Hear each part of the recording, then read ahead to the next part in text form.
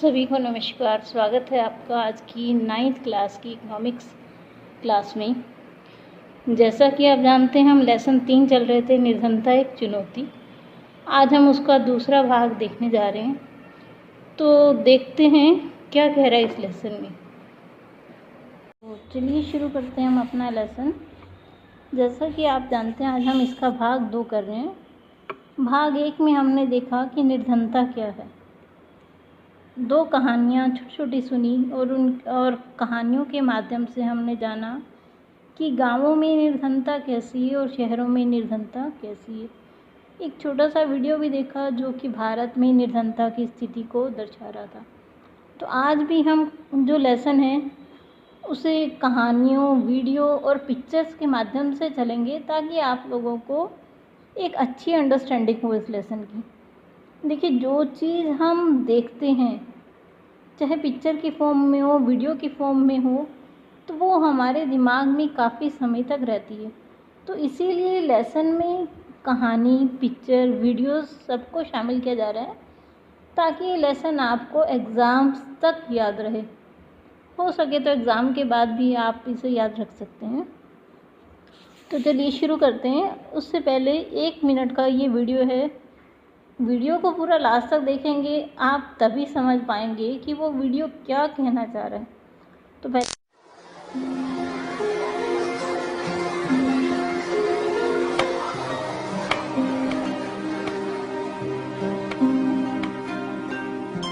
مس ما هو حل المسألة؟ مس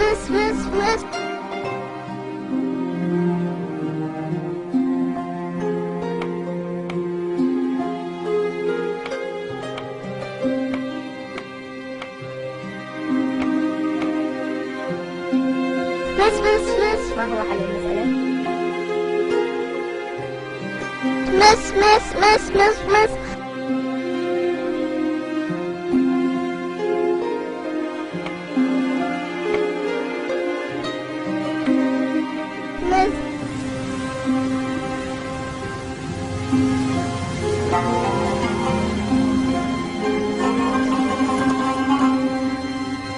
video देख के आपको समझ आ गया होगा कि देखिए, क्लास में इतने बच्चे बैठे, टीचर उनसे प्रश्न पूछ रही है लेकिन उन्हें उसका आंसर नहीं आ रहा। एक गरीब बच्चा जो कि बाहर खिड़की से झांक रहा है स्कूल के अंदर, उसे उन प्रश्न का जवाब आता है।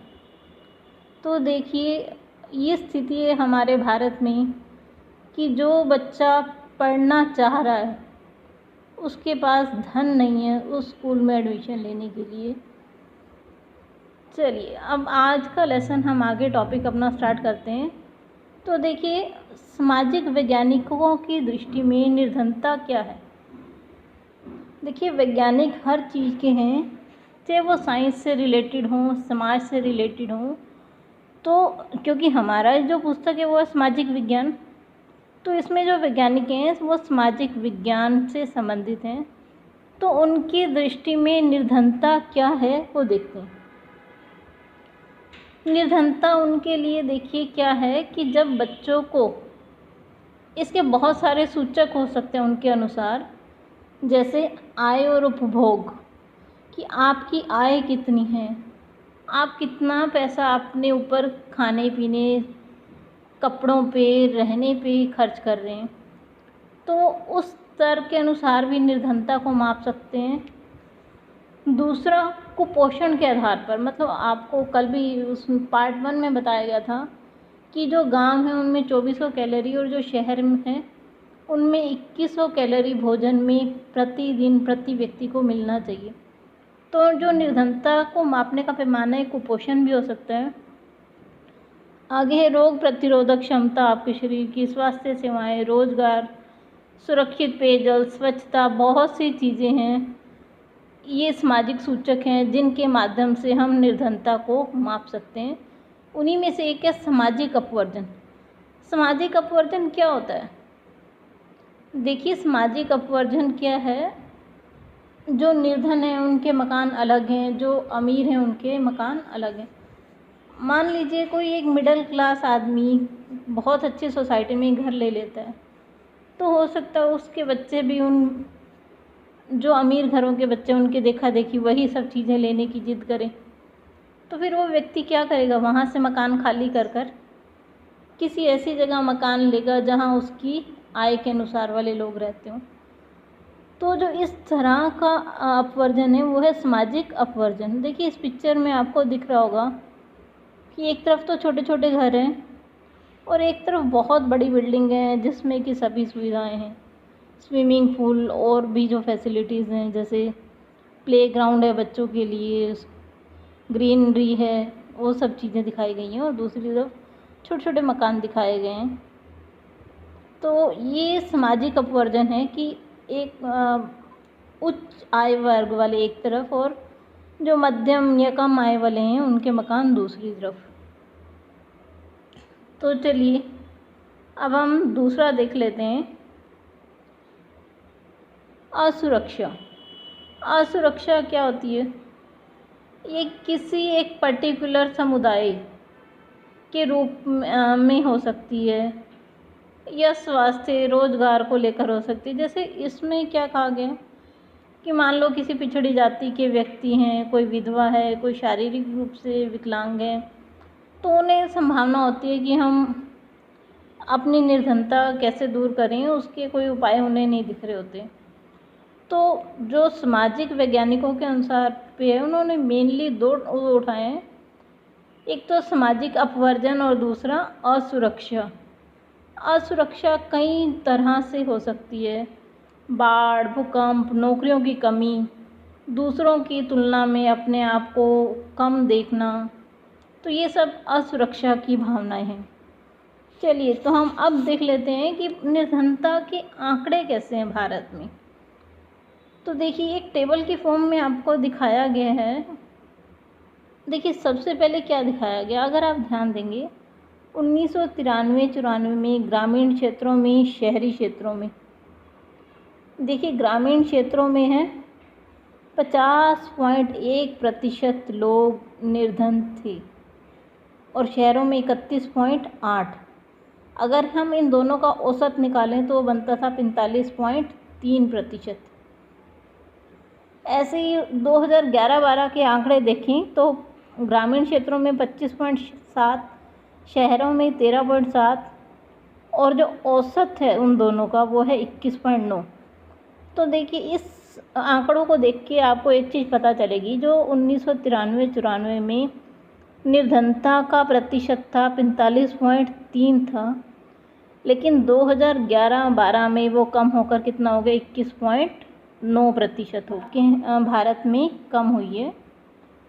तो अब हम देख लेते हैं असुरक्षित समूह कौन से हैं।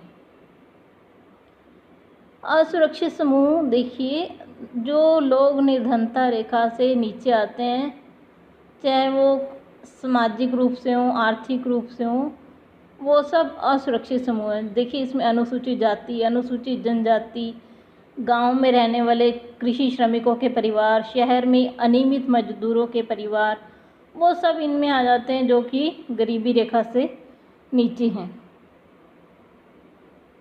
तो अब ये देखिए एक टेबल शो की गई है जिसमें कुछ आंकड़े दिए गए हैं, 2011-12 के आंकड़े हैं। अगर आप इसे ध्यान से देखेंगे तो आप देखेंगे इसमें जो अनुसूचित जनजातियां हैं ग्रामीण भारत में, उनमें 45.3% लोग निर्धन हैं। जो अनुसूचित जाति के हैं वो 31.5% लोग निर्धन हैं। उसके बाद अगर हम भारत में औसत निर्धनता देखें, मतलब गांव शहरों में कुल मिलाकर कितने निर्धन हैं, तो वो 21.9% है। अगर हम कृषि श्रमिकों का देखें तो वो 39.8% लोग निर्धन हैं। ऐसे ही हम अनियमित मजदूर का देखें, वो लोग जिन्हें मौसम के अनुसार काम मिलता है, वो 32.9% लोग निर्धन हैं। तो देखिए हमारे भारत में ये निर्धनता के आंकड़े हैं। जो सबसे ज़्यादा हाईएस्ट आंकड़े हैं वो किसके हैं, अनुसूचित जनजाति के लोग जो कि ग्रामीण क्षेत्रों में रहते हैं। चलिए एक छोटी सी कहानी आपको इस लेसन में दी गई है उस कहानी को देखते हैं। ये कहानी एक शिव रमन की कहानी। देखिए इस पिक्चर में आपको क्या दिख रहा है, एक पुरुष, एक बुज़ुर्ग स्त्री, एक महिला और उसके साथ 4 बच्चे और एक और स्त्री। तो अब कहानी इस तरह से देखिए, शिव रमन जो है तमिलनाडु के क्रूर कस्बे में रहता है, ठीक है जी। वहाँ पर हथकरघा और बिजली करघा से कपड़े बनते हैं, मतलब हाथ से और बिजली की मशीनों से वहाँ कपड़ा बनता है। तो गांव में 100 परिवार रहते हैं। शिव रमन जो है वो एक अनुसूचित जनजाति से संबंध रखता है। वो 50 रुपये प्रतिदिन के हिसाब से खेत में मजदूरी करता है, लेकिन उसे साल में 5 या 6 महीने ही काम मिलता है। जैसा कि आप सभी को पता है, गांव में जो कृषि होती है उसमें श्रमिक तभी रखे जाते हैं जब उस पर काम होता है, और वो काम सिर्फ 5 या 6 महीने ही चलता है। तो उसे सिर्फ 5 या 6 महीने ही काम मिलता है। जो उसकी पत्नी है वो भी उसके साथ मजदूरी करने जाती है, लेकिन उसे क्या मिलता है, 25 रुपये प्रतिदिन उसी काम का। देखिए जिस काम का शिव रमन को 50 रुपये मिल रहा है, उसकी पत्नी को उसी काम का 25 रुपये मिल रहा है। अब देखिए उसके परिवार में 8 सदस्य हैं, एक बूढ़ी माँ, 4 शिव रमन के बच्चे और एक उसकी बहन। बहन अविवाहित है अभी तक उसकी। तो देखिए 8 जनों का खर्चा उठाना इतनी कम आमदनी में कितना कठिन है। तो ये कहानी आपको ये बता रही है कि वो इतना गरीब है कि अपने बच्चों को स्कूल नहीं भेज पा रहा। जो उसका लड़का है सबसे छोटा, उसके लिए दूध भी वो कभी कभार ही खरीद पा रहा है। तो देखिए ये कहानी शो करती है कि कितनी निर्धनता है हमारे भारत में। पैसों की कमी के कारण वो अपनी बहन की शादी भी नहीं कर पा रहा। उसकी लड़की भी बड़ी हो रही है, लेकिन फिर भी वो कुछ नहीं कर सकता। चलिए अब आपको ये छोटा सा डाटा इकट्ठा करना है अपने आसपास के लोगों से। आपको पता लगाना है कि कितने आपके आसपास ऐसे आपके आसपास कितने परिवार हैं, वो किस सामाजिक और आर्थिक समूह से संबंधित रखते हैं। मतलब वो किसान हैं, कोई और काम करते हैं, वो आपको पता करना है। परिवार में कमाने वाला सदस्य कौन है, परिवार में वृद्धों की स्थिति क्या है, वो स्वस्थ हैं, बीमार हैं, कैसे हैं, क्या उनके सभी बच्चे स्कूल जाते हैं या नहीं। इन आंकड़ों से आप अपने आसपास जो निर्धनता है उसका अनुमान लगा सकते हैं। अब हम देख लेते हैं अंतर्राज्यीय निर्धनता। देखिए सभी, जैसे हमारे हाथ की 5 उंगलियां बराबर नहीं हैं, उसी तरह सब राज्यों में निर्धनता का स्तर भी अलग अलग है। तो हम देखते हैं कि ये आपको राज्य के नाम, ये 2013 और 14 का डाटा है जिसके बेस पे ये निर्धनता आप देख रहे हैं। तो देखिए सबसे पहले वो देखिए क्या कह रहा है, बिहार। सबसे अधिक निर्धनता भारत में कहाँ पे है, बिहार में। उसके बाद उड़ीसा में, उड़ीसा के बाद असम में, और इधर से सबसे कम कहाँ पे आ जाती है, देखिए केरल में 7.1% है। उसके बाद हिमाचल में 8.1 है, पंजाब 8.3, आंध्र प्रदेश 9.2, हरियाणा 11.2। तो ये विभिन्न राज्यों के आंकड़े आपको बताए गए हैं कि इन राज्यों में इतने प्रतिशत लोग निर्धन हैं। तो चलिए अब इन आंकड़ों को आपने देख लिया। अब मैं आपको इन्हीं के बेस पे काम दे रही हूँ।